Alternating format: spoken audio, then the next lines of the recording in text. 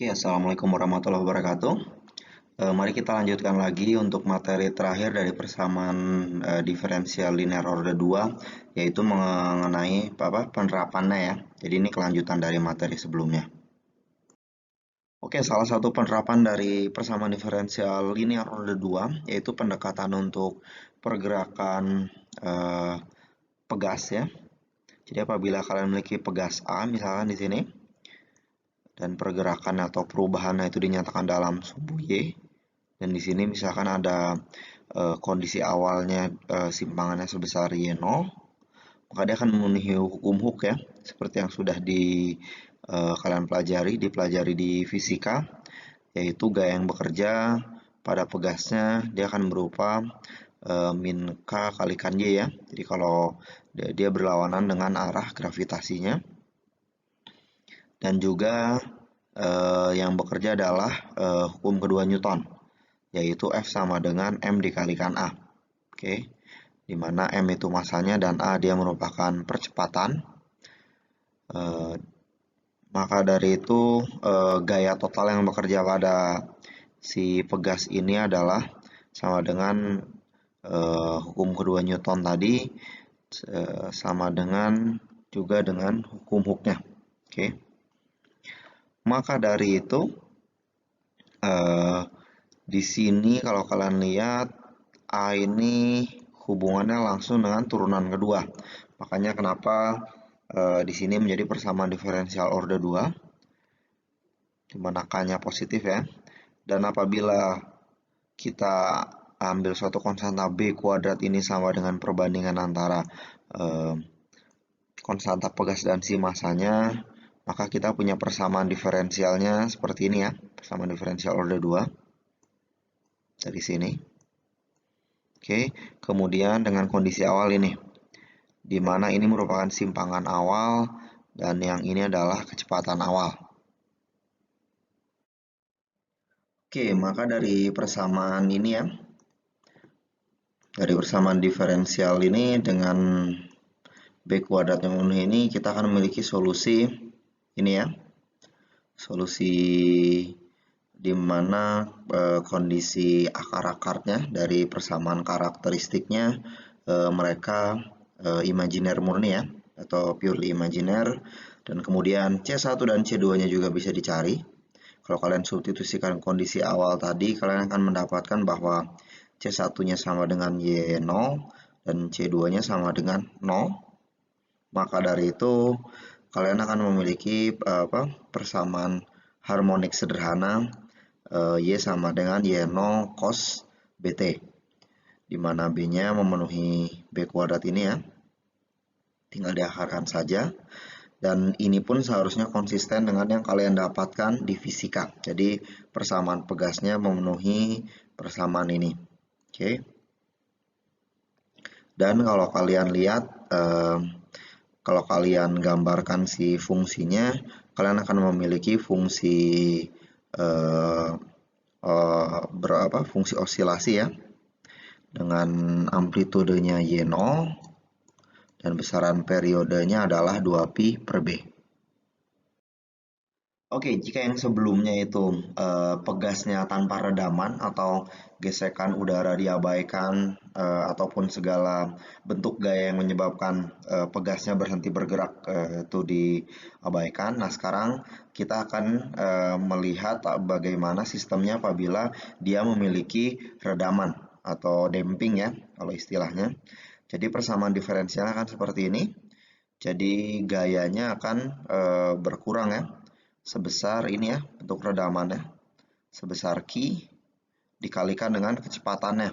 Jadi Q ini biasanya gaya gesek dengan udara atau konstanta gaya gesek dengan udara.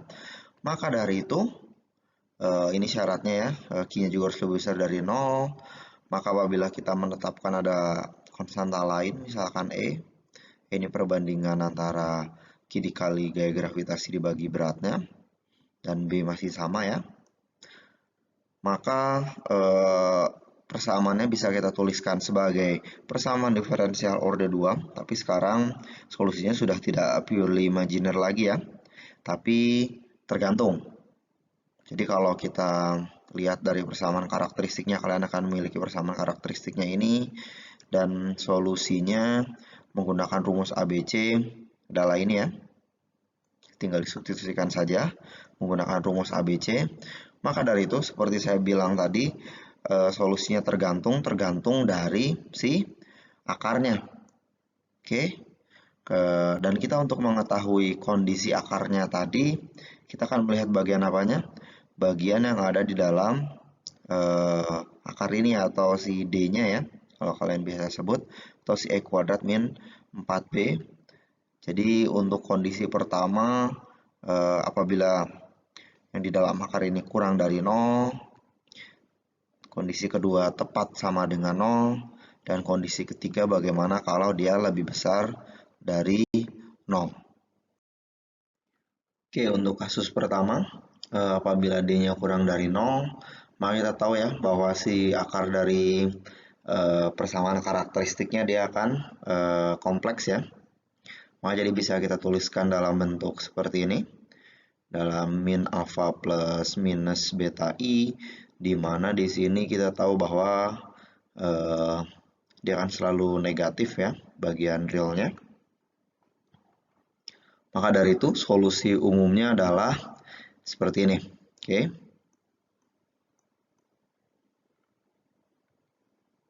Dan di sini faktor dari E pangkat min alfa T disebut dengan faktor dampingnya tadi ya, atau faktor si redamannya, karena kalau kalian lihat ini akan menjadi faktor untuk pengalih si amplitudonya dari si pergerakannya. Dan ketika T-nya menuju tahingga, ingat kembali sifat dari E pangkat alfa T, dia akan menuju ke 0 ya, karena E pangkat min alfa T itu sama dengan 1 per E pangkat alfa T ya. Makanya ketika T-nya menuju tahingga, dia akan menuju ke 0. Oke.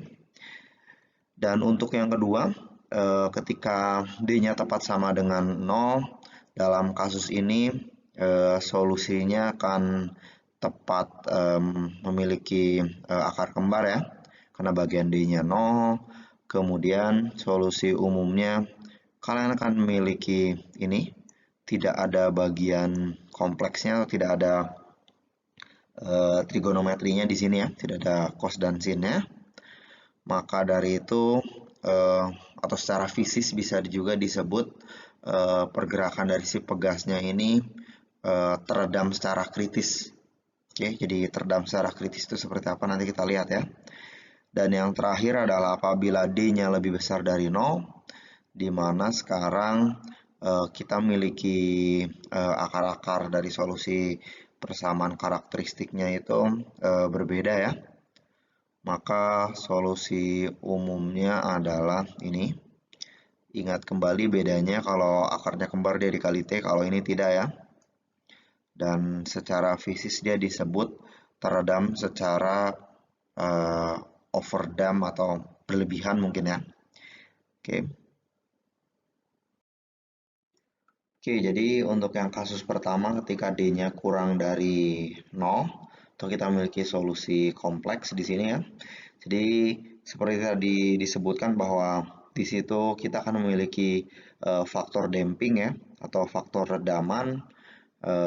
Maka dari itu kalau tadi tanpa redaman untuk kasus sebelumnya, di sana ketika T-nya menuju 0 dia akan tetap ya, karena solusinya hanya kosinus saja. Tapi sekarang di sini amplitudonya dikalikan eksponensial dari min alfa T, maka dari itu amplitudonya akan terus menurun di sini ketika T-nya menuju tahingga.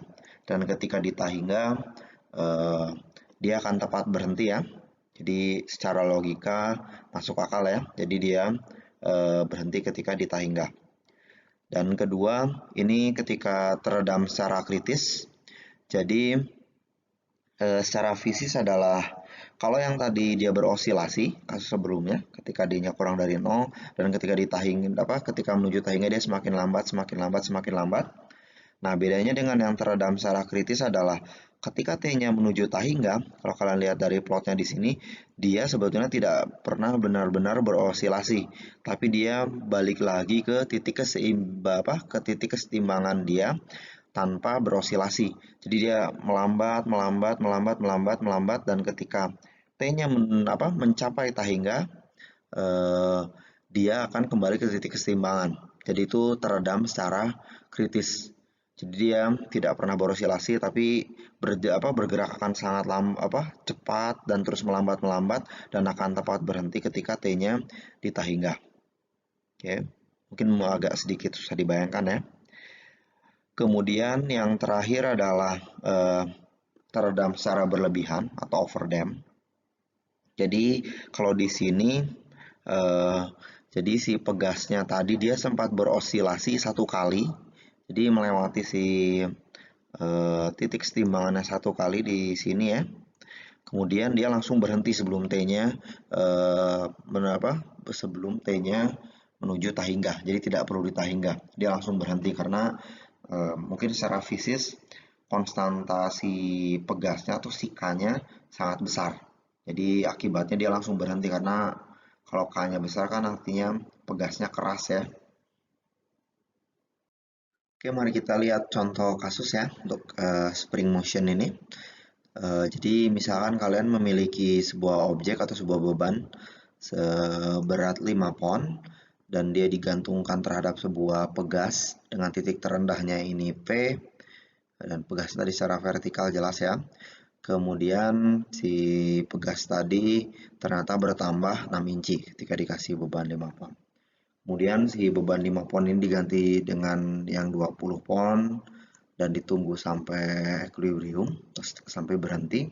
Dan setelah dalam kondisi equilibrium atau dalam kondisi kesetimbangan tadi, si bebannya ditarik sebesar 2 kaki, kemudian dilepaskan.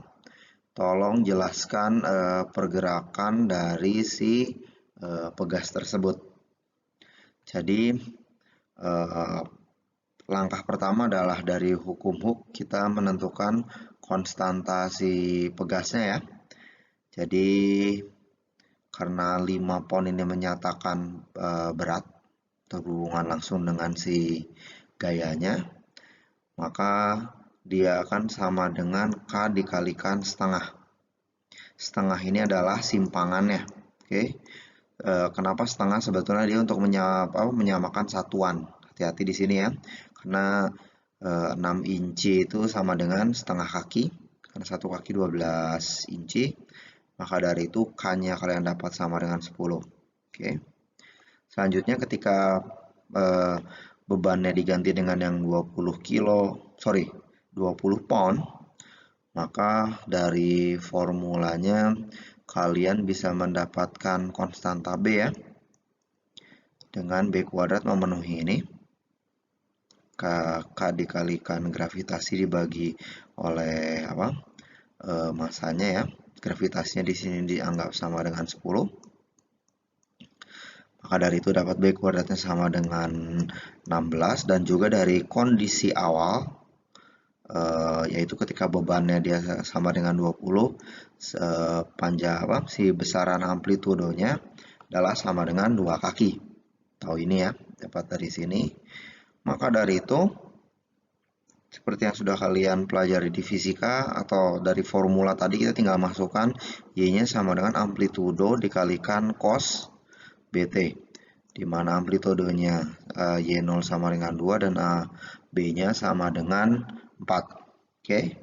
Maka dari itu penjelasannya adalah pergerakannya kalian akan memiliki periode sebesar 2pi per B, di mana B-nya sama dengan 4. Maka dari itu periodenya adalah pi per 2 dengan amplitudo sama dengan 2 kaki ya. Jadi si bebannya tadi kalau kita amati dari titik P, dia akan berosilasi paling jauh adalah sebesar 2 kaki dengan periode sebesar pi per 2 atau sekitar 1,57 detik. Oke, jadi ini contoh selanjutnya untuk kondisi diberikan damping ya. Misalkan diberikan damping sebesar 0,2 untuk si sistem satu tadi. Bagaimana sekarang pergerakan dari si pegasnya. Jadi dari sini kita bisa mendapatkan konstanta E, di mana E ini sama dengan damping kalikan gravitasi dibagi beratnya ya. Kemudian B-nya juga tetap sama. Maka dari itu persamaan diferensial linear order 2-nya kalian dapatkan adalah ini ya. Oke.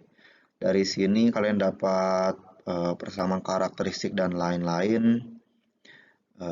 Persamaan karakteristik, kemudian akarnya di sini, dan ternyata akarnya dia kompleks ya. Di sini mungkin ada sedikit pembulatan untuk si bagian kompleksnya supaya lebih mudah. Jadi ternyata dia akarnya kompleks.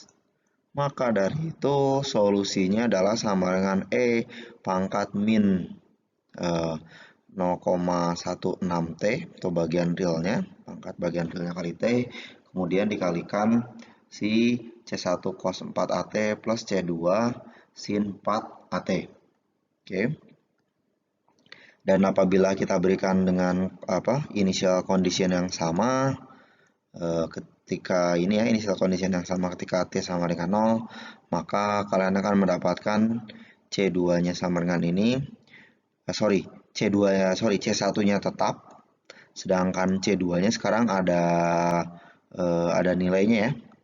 Maka dari itu solusi umumnya adalah ini. Jadi mungkin dari bagian konstantasinnya tidak terlalu berpengaruh banyak. Ini hanya untuk superposisi sebetulnya. Tapi yang sebetulnya mempengaruhi sistem atau solusinya secara keseluruhan adalah bagian ini ya. Jadi bagian eksponensialnya dia menyebabkan saat kondisi T menuju tahingga, amplitudenya akan terus makin kecil, dan ketika T di tahingga, si pegasnya dia akan berhenti. Oke, untuk bagian kedua atau bagian selanjutnya, yaitu aplikasi dari persamaan diferensial linear order 2 adalah untuk sirkuit listrik ya. Jadi misalkan kalian memiliki sirkuit listrik seperti ini, jadi dia terdapat sumber tegangan di sini, terus ada kapasitor, ada juga induktor, dan ada juga tegangan atau tahanan atau resistor ya. Jadi di sini apabila mereka memiliki satuan masing-masing, jadi misalkan resistornya sebesar R ohm, kemudian induktornya sebesar L Henry, dan kapasitornya sebesar C farad. Jadi secara umum apabila si sirkuit tertutup ini disuplai oleh